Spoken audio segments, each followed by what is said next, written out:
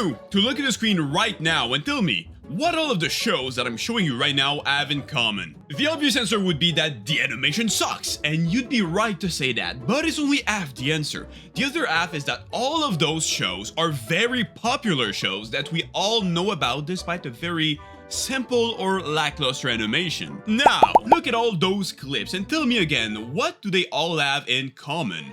Once again, the animation, of course, but the major difference is that all of these shows are all considered bad. Well, they're not bad, but they're either memes or they were straight up forgotten from the collective consciousness because of how bad their animation was. The point I'm trying to make here is that a lot of popular Western shows thrive even if their animation is very bad or simple, while anime seems to be the victim of the opposite effect. A great anime can be totally ruined and forgotten because of a single season of bad animation. So the question I'll try answering today, and the very likely title of this video, is why can Western cartoon get away with bad animations and ugly visual while anime cannot? To start off this video, it's important to point out a big difference between anime and cartoon. Most Western animation are either adult comedies like The Simpsons and South Park, or kids shows like Johnny Test and Fairy Odd Parents. And the more serious shows are often live actions because animation is considered to be childish. So the West rarely needs to convey a lot of emotions through animation because that's simply not what the media is used for. While anime, on the other hand, covers everything, from horror to psychology to harem isekai featuring the main protagonist that bangs his sister. So visual tone matters way more in anime.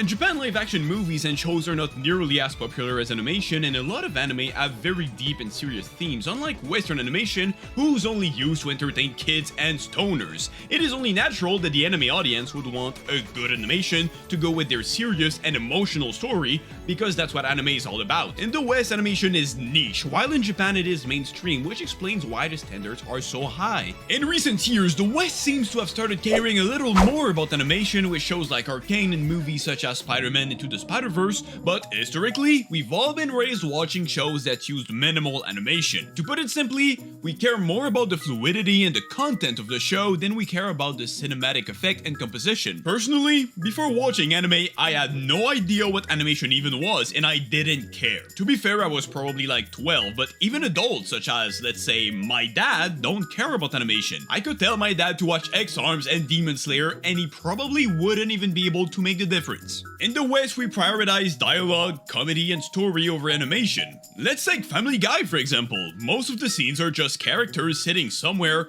most often a couch, talking about something and making jokes while moving like puppets with reused assets. But no one cares because the show is supposed to be funny, and it is! You may say that Family Guy is just a stupid comedy show, so of course animation doesn't matter. Well, that's fair. Then what about Invincible? I think it is safe to say that Invincible is a modern classic. It has a lot of fight and a lot of action, but the animation is not great in any ways. Okay, except for that one scene that totally carried season 2, but let's forget about that. But this show is still widely popular.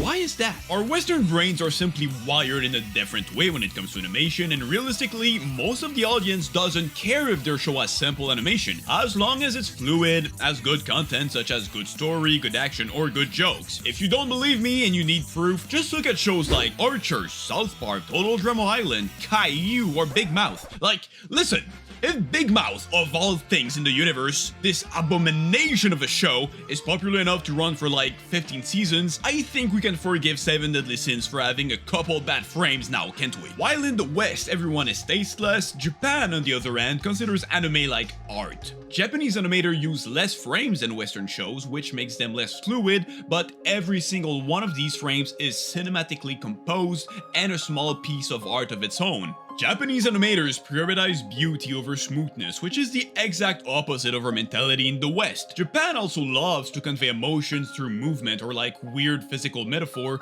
so for them the animation is really important, not only for beauty but also to send a message to the audience. Japan treats animation like cinema, absolute cinema.